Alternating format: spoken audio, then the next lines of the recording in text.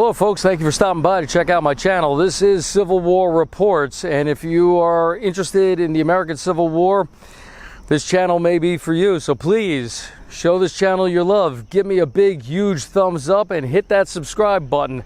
Today I am back on the Gettysburg battlefield, and I'm going to bring you another episode about the Battle of Gettysburg. Hello and welcome back to my channel, Civil War Reports. I am your War of the Rebellion reporter, Brian Thomas Kopak. And today, well, this is a bit of a special episode for me to bring to you because for Christmas, my little girl gave me this book here, Cushing of Gettysburg, the story of a Union artillery commander by Kent Masterson Brown. This was a great book. Thank you, little girl, for bringing this to me, or giving this to me for Christmas. This was a very hard read to put down, I got to tell you. So today we're going to take a look at the life and tragic death of Lieutenant Alonzo H. Cushing, who died here at Gettysburg on July 3rd, 1863.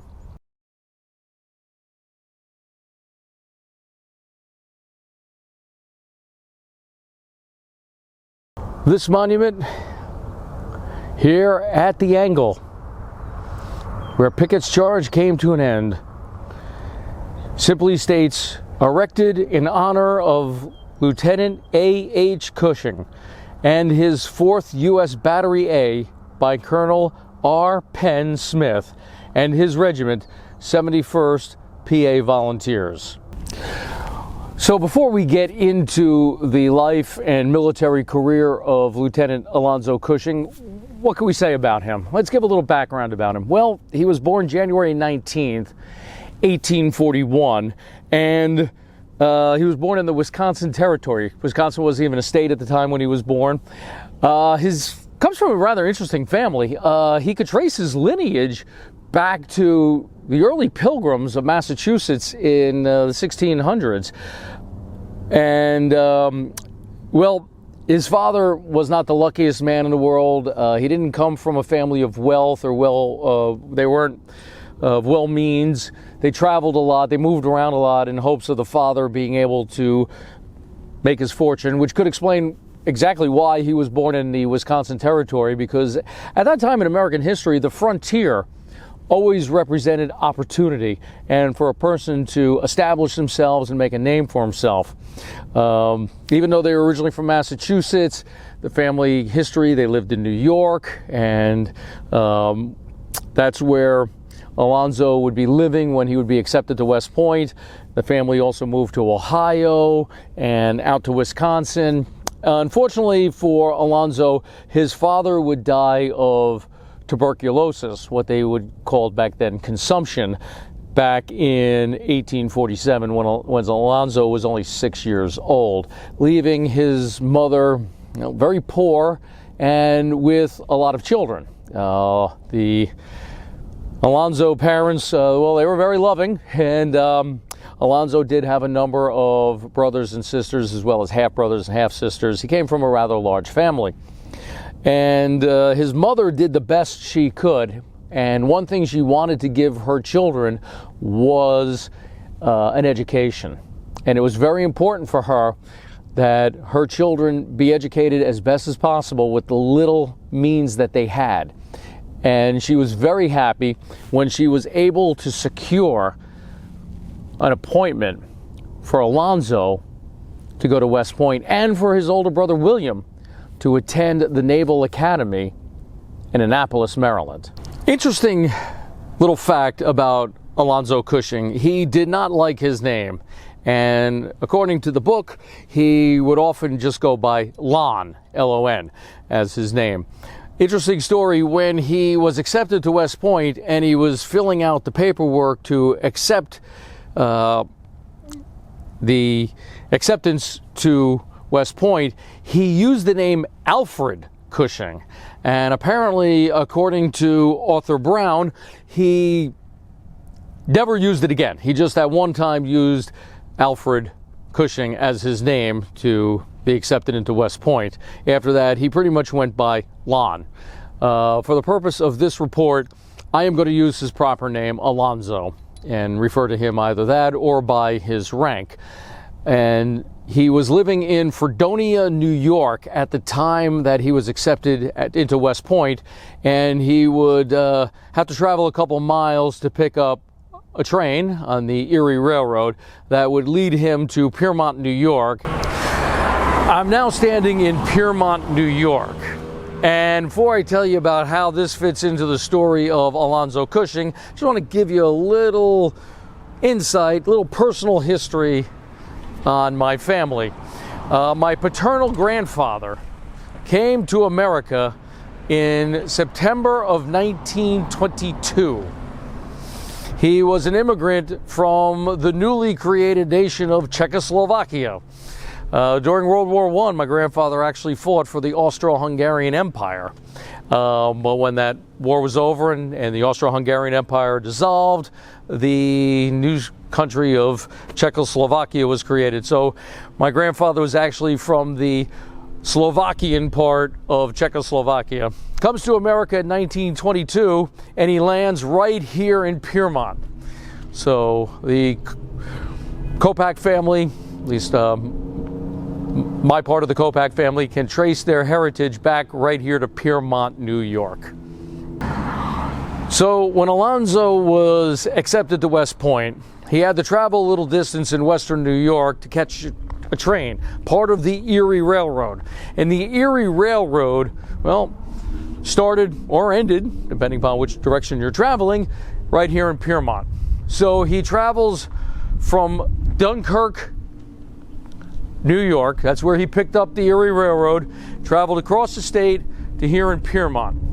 He traveled with his brother William, because not only was Alonzo accepted to West Point, but his brother William was accepted to the Naval Academy in Annapolis, Maryland. And it was here in Piermont that the two brothers would part ways. William would pick up a train that would take him south to Baltimore and then on to Annapolis and the Naval Academy, while Alonzo picked up a steamer that took him up the Hudson River to West Point.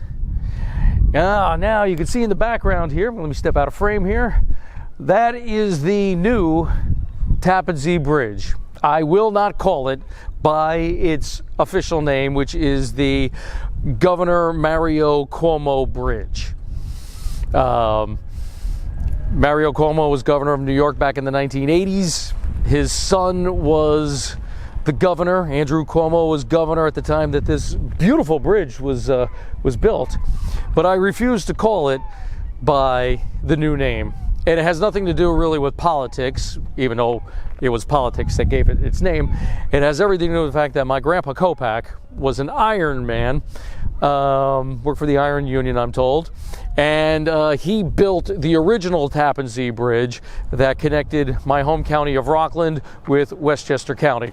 And for that reason, I'm never going to refer to this bridge behind me as the Mario Cuomo Bridge. It will always be the Tappan Zee Bridge. Just on a personal note, I wish I got to really get to know my grandpa Kopak. Sadly, he passed away just a few months before I would turn 2. He died just a few days after Neil Armstrong stepped on the moon in 1969. And I have one vague memory of the man, but the stories I heard about him, he seemed like a really, really nice, decent, hardworking man. So in honor of you, Grandpa, that new bridge will always bear the name of the bridge that you built that connected Rockland County to Westchester County. At this point, I just want to take a break and give a shout out to an old friend of mine who lived in Piermont. Special friend from high school, dare I say, sweetheart. She lived in Piermont, and kids from Piermont went to the same high school I went to. Dare I say it was like a regional high school. So even though I lived in Blauvelt, she lived in Piermont. We went to the same high school. Jackie, shout out to you. Hope you're doing well. And yeah, perhaps one day our paths will cross again. You can always come to Gettysburg. It's nice down here. But anyway, let's go back to Piermont and what happened to Alonzo Cushing when he arrived in Piermont, New York. Alonzo Cushing, he gets on a steamer goes up the Hudson River. He arrives at West Point, and let's talk about his life at West Point briefly. After parting ways with his brother in Piermont, New York, with his brother getting on a steam train that would head him down to, eventually to Annapolis, Maryland, and the Naval Academy, Alonzo Cushing hopped on that steamer, went a few miles up the Hudson River to West Point, New York, and that would be his home for the next, well, 4.5 or so years. And he really didn't do well in the beginning. And this is one thing I do fault the book for reasons I will explain later. Cushing in the beginning at West Point, to put it in simple modern terms, was really a screw up. He did not really devote his energies to proper studying, especially in his first year. His first year, his energies were spent on really being a prankster, a jokester, and really, for lack of a better term, goofing off. After his first year, he ranked 47th in a class of 68. He earned himself 61 demerits, where at that point in time at West Point, if you earned 100 demerits in any 6-month period, you were out. But Cushing realized what was at stake here. Realized that his mother staked so much of her life, especially after Cushing's father died when he was only 6 years old, on getting this young boy the best education possible. When he realizes what's at stake, he does start to buckle down. And year after year, you do see an improvement on Cushing's grades, where his brother would end up failing out, for lack of a better term, from the Naval Academy. And it was really only the Civil War that saved his brother in terms of having a naval career. Cushing does end up graduating from West Point in 1861. And he does graduate 11th in a class of 45.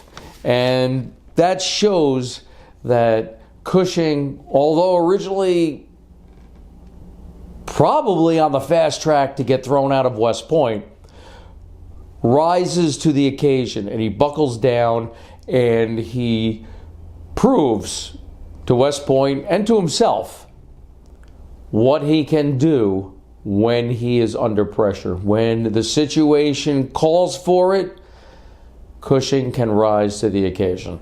Cushing graduates from West Point in May of 1861 in time for him to participate in what would be known as the Battle of First Manassas, or First Bull Run, to the Northerners. And he was assigned to Lieutenant Oliver Greene's Battery G, 2nd U.S. Artillery, which consisted of 4 10-pound Parrott rifles.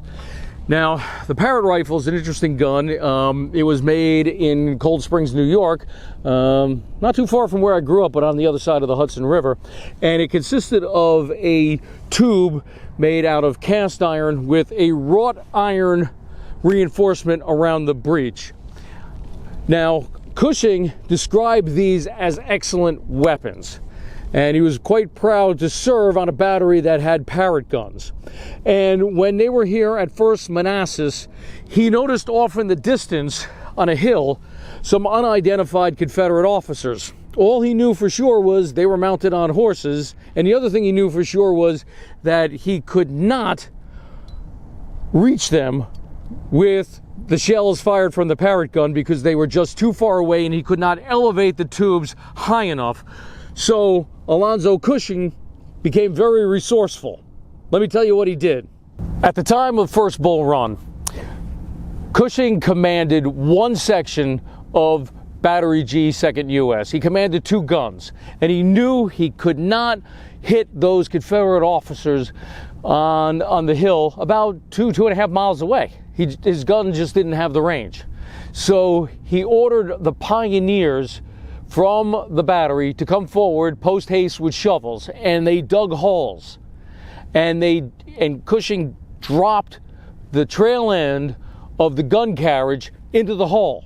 With the trail end of the carriage of each one sunk into their own hulls, he now had the elevation he needed to be able to fire the shells out of the Parrott gun and reach those Confederate officers on horseback way off in the distance.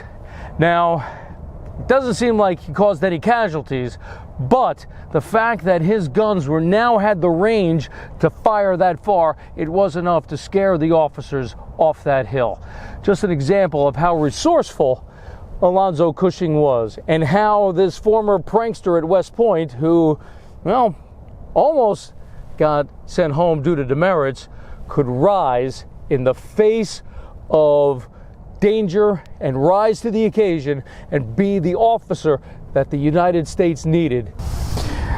Well, we know, folks, the Battle of First Manassas, or First Bull Run, did not go according to Union plans. This was supposed to be the one and only battle, the great battle that was going to suppress this insurrection, this war of rebellion, and restore the Union to peace and prosperity. Didn't go according to plan.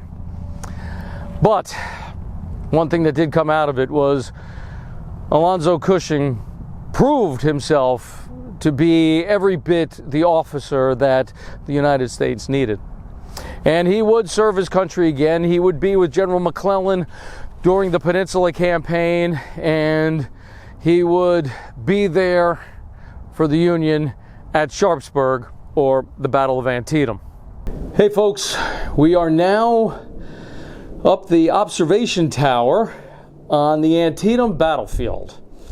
So let's talk a little bit about Alonzo Cushing and his role at the Battle of Antietam, or the Battle of Sharpsburg for my southern viewers.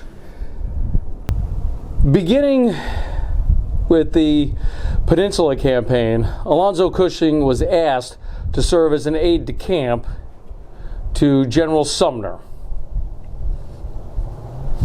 General Sumner was in charge of the 2nd Corps at during the Peninsula Campaign, and General McClellan did not think very highly of Sumner, which is not surprising, because McClellan didn't think very highly of many, or really just about any of his Corps commanders during the Peninsula Campaign. So his low opinion of Sumner is not surprising. We got to take McClellan's opinion of his subordinates with a bit of a grain of salt.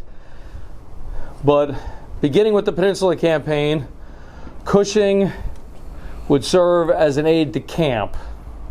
And I kind of get the impression, maybe I'm wrong, kind of get the impression that Cushing would have preferred to have been with the battery, where the action was, but he was recognized as a good staff member, and he did his duty as a soldier. And he would serve in that position for many battles, including here at Antietam. What can I say about the disastrous Battle of Fredericksburg for the Union Army? Very little. General Burnside replaced General McClellan, and Fredericksburg, well, was really Burnside's one and only opportunity to defeat Robert E. Lee. And right before Christmas of 1862, Lee and the Army of Northern Virginia had other plans than to be defeated. But what can we say about Alonzo Cushing? Well, this much we can say. He was serving as a staff officer, and he performed very well. After the battle was over, he was given a brevet promotion for his actions and gallantry during the Battle of Fredericksburg, one of the few silver linings for the Union Army during what would otherwise be a terrible campaign. Following the Union defeat at Chancellorsville, Lee becomes emboldened despite the loss of Stonewall Jackson, and he will take his army north for the 2nd and final full-scale invasion of the North with the Army of Northern Virginia. And I say full-scale because, yes, part of the Army of Northern Virginia will invade Maryland in 1864, but that would only be part of Lee's army. The Gettysburg campaign marks the final full-scale invasion north of Potomac River by the Army of Northern Virginia during the American Civil War. And as Lee is heading north, the Army of the Potomac will be in pursuit. When General Lee began his second and more famous invasion of the North, what would ultimately culminate in the Battle of Gettysburg, General Hooker had orders, very specific orders, to keep his army between Lee's army and Washington, and also to protect Baltimore. And thus, the Army of the Potomac began its pursuit of Robert E. Lee, the Army of Northern Virginia into Pennsylvania. Now, the line of march that was dedicated to the Second Corps, which Alonzo Cushing belonged to, brought them right through the old Manassas battlefield. And it is written in the book, and this must have been very eerie, as they were coming through Manassas and they would cross over the famous stone bridge, they were seeing the skeletal remains of Union soldiers that were buried in shallow ground. And they saw bones and skulls protruding through the earth. Now, I'm sure the opinion varied from soldier to soldier. Was this a bad sign? Was this an omen of things to come? Were we going to lose yet another battle? And if we did, what would be the result to the Republic? Because I'm pretty sure that had the North lost on Northern soil in the summer of 1863, Southern independence probably could have become a real reality. How that would have played out, I'm not 100% sure. But I think Southern independence would have happened. And I'm sure for others, it emboldened them and made them fight a little harder because they were going north. They were going into clearly what is a northern state. Unlike 1862, Maryland, border state, they knew there was going to be a battle somewhere in Pennsylvania. And we're going to see that Alonzo Cushing gave all he could and fought as hard as he could in what would ultimately be his final battle. When this battle opened up on July 1st, neither army commander was present on the field when the firing began. General Lee was west of town. In fact, he was on the other side of South Mountain, and General Meade was not even in the state of Pennsylvania. He was in Tawnytown, Maryland. And he was receiving reports throughout the day as to what was going on.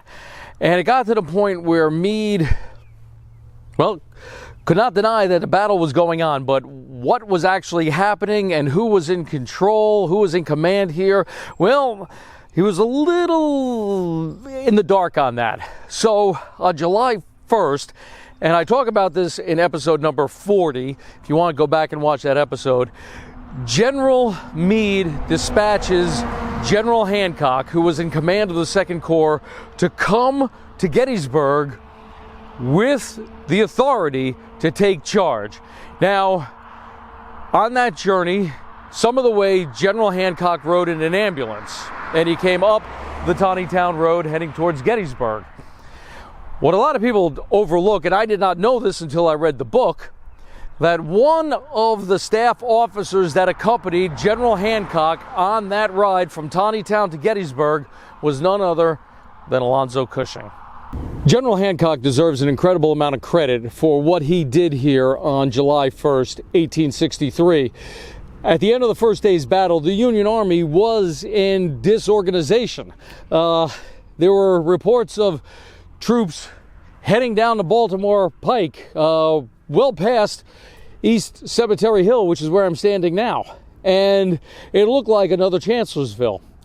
General Hancock deserves a lot of credit for bringing order out of chaos, but he could not have done it alone. And credit does need to go to the staff members who were there with him, including Alonzo Cushing. Now, following the arrival of Hancock and the bringing of order out of the chaos that was here, Cushing would step down from his position as a staff officer, and he would go back to that which he did at the beginning of the war, and that would be commanding a battery of artillery. And that's what he would do here at Gettysburg on July 2nd and on July 3rd. On July 2nd, 1863, Alonzo Cushing returned to his original duty. He now was in command of Battery A, 4th U.S. Artillery, and it consisted of 6 3-inch ordnance rifles. And here on the Gettysburg battlefield, this is basically where Cushing placed his guns on July 2nd, and they would remain in this spot for July 3rd. And a U.S. battery consisted of 6 cannon. There are 4 here at Gettysburg representing Cushing's battery. And this is the only spot on the battlefield, and I guess you could say it's a dedication to Cushing, that behind his 4 guns also sit 4 limber chests. Those were the chests that carried the ammunition, and behind them on the other side of the avenue, I'll show them to you later, were our 3 caissons, which basically brought even more ammunition that supplied the limbers, which the limbers supplied the cannon. So this is the area that Cushing was told to place his guns on July 2nd. And even though it's at the angle, and most people associate the angle with just Pickett's charge, no, there was plenty of fighting that took place here on July 2nd. Let me explain that to you. It was standard procedure in the Union Army that a battery consists of 6 guns, and they were generally all the same pieces. Where the Confederate Army was a little different, a battery there was usually 4 guns, and it could be a mixed match of different artillery pieces. In the Union Army, there were generally 6 guns to a battery and all of the same ordnance. In this case, Alonzo Cushing, 6 3-inch ordnance rifles, and they would divide them up into sections, 2 guns per section, 3 sections per battery. And this battery saw a lot of fighting on July 2nd. Just want to show you folks off in the distance here. I'll zoom in on it as best I can. You'll notice, let's see if my finger will help me here. Here we go, right in this area right here. There is some small monuments, there's some flags flying out there. That is to Battery B, 1st Rhode Island Artillery. They were in an advanced position, and when General Wright's Georgian Brigade came across the field on July 2nd, well, they did capture Battery B, 1st Rhode Island, for a little bit, but Alonzo Cushing swung his guns to face to the left and began to fire in the direction of the captured guns. Just bringing you a little closer to the action here, folks. So off in the distance there, you could see a small monument with a little flag flying next to it at the moment. That is where Battery B, 1st Rhode Island Light Artillery was at. They were commanded by Captain Brown. He will be wounded out there. Command of his battery will fall to Lieutenant W.S. Perrin, P-E-R-R-I-N. He will take over, but that battery will be overrun. So what does Cushing do? He's basically behind my camera. He's up a little further up on Cemetery Ridge.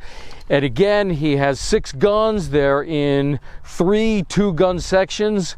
Unfortunately for Cushing, one of his section commanders, Lieutenant Samuel Canby, C-A-N-B-Y, is wounded in the hand on July 2nd. Cushing will order him to the rear to seek medical attention. Cushing then takes his battery and turns it into 2 3 gun sections. And he orders the one section, he gives the order to his left 3 guns, quote, fire to the left, 45 degrees, end quote. The left section will turn itself. They will reposition the battery 45 degrees to face where the abandoned guns of the 1st Rhode Island Battery B are, and they begin firing at those guns. Luckily for the Union Army, unfortunately for the Confederacy, Wright is pretty much left alone. Yes, some of his troops do make it to Cemetery Ridge. There is some question, and I did an episode on this, as to whether or not they actually got over Cemetery Ridge without being taken prisoners. There was some good debate on that. My jury is still out on that.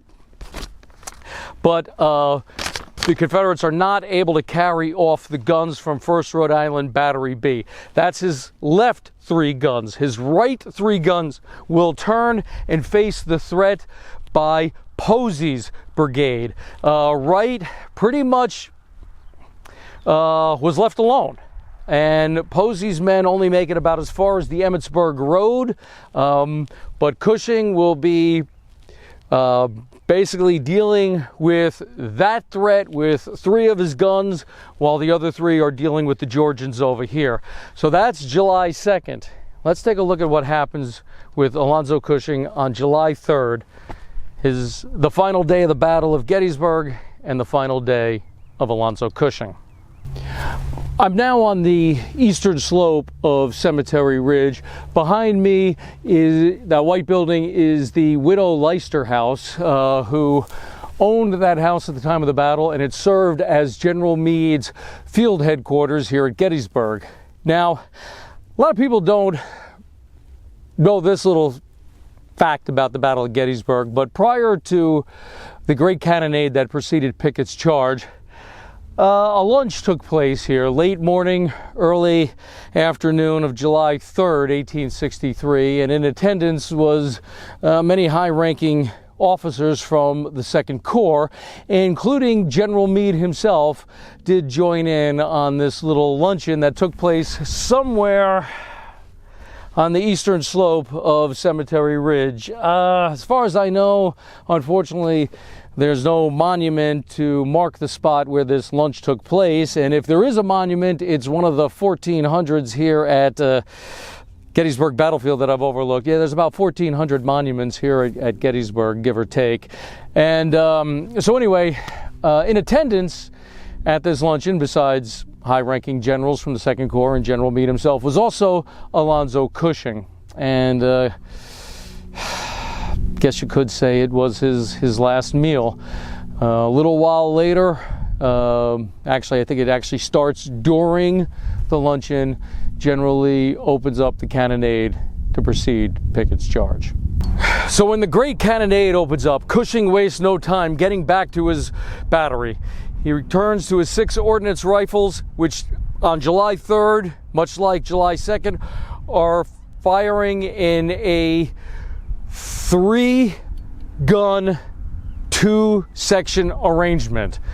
He will have one commander commanding the left 3 guns and another commander commanding the right 3 guns. Just so we know, one section will be commanded by Lieutenant Milne, M-I-L-N-E, and the other will be commanded by a German immigrant by the name, who holds the rank of Sergeant, Sergeant Fugger, F-U-G-E-R. And that is going to be the command arrangement for this battery during Pickett's charge. If you've seen the movie Gettysburg, and I highly recommend you watch that 1993 movie, it's really good. It can't cover the entire battle. The battle's 3 days long, and it's a 4-hour movie. Impossible to cover everything, but they do focus a good amount of time on Pickett's charge. And preceding Pickett's charge, General Longstreet tells the division commanders that their objective is the copse of trees. A clump of trees right over there. So Cushing's battery is just to the left of the copse of trees here on the Gettysburg battlefield. And that's where they were when Pickett and Pettigrew and Trimble's men came across this field. and attacked here at the angle on Cemetery Ridge. Besides all the infantry that was going to be here, they were going to be running into the muzzles of these 6 3-inch ordnance rifles. You know, there's some wide belief that all of the projectiles from the Great Cannonade overshot Cemetery Ridge and didn't land in the area that was being defended by the Union. Well, that's partially, but not completely true. Some of the Confederate projectiles did land in this area and cause a good amount of damage, including damage to some of the wheels on Cushing's guns, disabling them, but only temporarily. Let me explain. All right, folks, I'm standing next to one of the 3 caissons that are here on the Gettysburg battlefield. As I mentioned earlier, there are only 4 limber chests and 3 caissons on the battlefield, and in many ways it's very fitting that they should be behind Cushing's guns, as will be explained very shortly. A caisson basically carried all of the extra ammunition for an artillery battery. You can see there are 3 limber chests that could carry the extra ammunition. There is also a spare wheel associated with every caisson. And as Cushing's guns were engaged with the Confederates preceding Pickett's charge, some of the wheels on his cannon were blown away, knocked out, rendering his guns useless. But Cushing ordered the extra wheel that was on the caisson to be brought forward, and under fire, his men changed the wheels out. So basically, under fire, they changed the tire and got the guns up and firing again. Confederate projectiles definitely landed in this area during the Great Cannonade. Cushing himself would be wounded twice during the cannonade. Once in the shoulder, and some reports say within a minute, maybe even seconds later, he received a much more harmful, more deadly wound, in which part of his abdomen, including his groin area, was basically blown away. And reports are that he went to his commanding officers basically holding his guts in place, vomiting either from the pain or the loss of blood or both, and he was told to go to the rear to seek medical help. Well, maybe by that point in time, Cushing realized his wound was mortal, but he was not going to give up his duty. He was not going to shirk his duty. He was not going to walk away from it. He stayed at his post and was still alive, believe it or not, as the Confederate infantry was coming. And despite the pain of his wound and the loss of blood and his body probably most likely going into shock, he remained at his post. Some reports said that he couldn't really speak above a whisper due to the loss of blood, and he was giving orders to Sergeant Fugger, who was relaying it. But nevertheless, Cushing stayed at his post and was here to greet the Confederate infantry that was coming across the field. Cushing's last order was for his cannon to be loaded with charges of double canister. When that ordnance was taken from the limber chest, his final order was the word fire. Shortly after that, he was shot, basically in the mouth, bullet lodging in his brain. He fell to the ground. Sergeant Fugger tried to break his fall. No doubt Cushing was dead by the time he hit the ground. This young 22-year-old staff officer, battery commander. Again, the book doesn't focus on it much, but a guy who was a screw-up in the beginning of his West Point career goes on to serve the Union Army with distinction.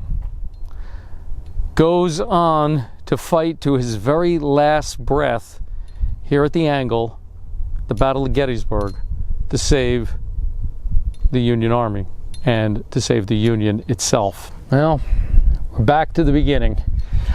This monument here on the Gettysburg battlefield at the angle on Cemetery Ridge, behind Cushing's guns, behind the monument for the 4th U.S. Battery, Battery A, marks the spot where Lieutenant Alonzo Cushing lost his life in service to his country. Let's take a look at what happened to Cushing after the Battle of Gettysburg. The third wound that Cushing sustained on July 3rd would prove to be fatal. Killed him pretty much instantly, bullet entering his mouth, lodging at the base of his brain, and it would take a couple of days for his body to be returned to his alma mater, West Point. At West Point, he was given a mass of Christian burial, and he is buried today at the West Point Cemetery. He's in Section 26, and you can go and visit his grave. However, there's a bit of a procedure to get into the West Point Academy today. You got to show ID, get a pass at the visitor center. You got to go through basically the gift shop and go downstairs at the moment. Any valid driver's license will work, but I'm told in coming months they're going to require real ID or you will not be allowed onto the academy. Vastly different than years ago. I remember when I was in high school, I did a project on West Point. You just drove in and walked around, but times change. Cushing is buried next to General John Buford, who's basically the architect of the Battle of Gettysburg. Buford died later in 1863, right around Christmas time. And as far as Cushing, the story doesn't end there. No, in 2010, it was decided that he would be awarded posthumously the Medal of Honor, and that medal was awarded to Alonzo Cushing on November 6th, 2014 by then President Barack Obama. And the interesting thing is that at the moment, Alonzo Cushing is the last Medal of Honor recipient from the Civil War. Well, I got to tell you, again, this was a great book here. Cushing of Gettysburg, the story of a Union artillery commander by Kent Masterson Brown. First, got to say thank you, Alivia. Thank you for this great Christmas gift. It was so hard to put this book down once you start reading it. It's incredible. Great book. Highly, highly recommend this book. The one thing, I guess, where the author and I deviate, the one thing I picked up on was that Cushing, when he arrives at West Point, I mean, he's on the fast track to get himself thrown out. He's more interested in being a prankster and a jokester than applying himself to his studies and applying himself to what he needs to do. But when he realizes what's at stake, when he realizes what his mom went through to get him his education, he buckles down. He graduates 11th in his class, and then right off to war. And once he's in the war, he distinguishes himself. He's noticed almost immediately and promoted into staff. He's awarded many brevets during the war. What I like about Cushing is I see a lot of myself in this young man. I love to have a good time. When I don't have to be serious, I'm not serious. I love to joke around. Not so much a prankster, but just some of the comments that I make when I don't have to be serious. I don't take life serious when I don't have to, but when duty calls, so to speak, when the situation calls for it, I'm very serious. In the beginning, if you look at my college career, I did not apply myself very much, but as time went on, much like Cushing, I got better, grades improved. So I see some of, or maybe even a good amount of, Alonzo Cushing in myself. That's probably why I was so drawn to this book. I highly recommend it. I guess the best way to sum him up is, as I mentioned before, he's an unsung hero from the American Civil War. But maybe it's very fitting that he is currently, and maybe he will be, the last Medal of Honor recipient from the American Civil War. Well, I hope you enjoyed this episode. This is the first time for Civil War Reports that an episode was filmed on 3 different battlefields in 4 different states. I took you to my old home state of New York, showed you an area where I grew up, Piermont, area that's rich in Copac family history. We went to Pennsylvania, obviously, Gettysburg battlefield where Cushing, where his young life ended. We also were in Maryland at the Antietam battlefield and down in Virginia at the Manassas battlefield. When I was talking about Fredericksburg and Chancellorsville, we were still at Manassas, talking about those battles briefly. Well, I hope you enjoyed this episode. I really enjoyed bringing it to you. This was a bit of a labor of love. So, thank you very much for watching. For Civil War Reports, I am your War of the Rebellion reporter, Brian Thomas Copac. Until next time, thank you for watching.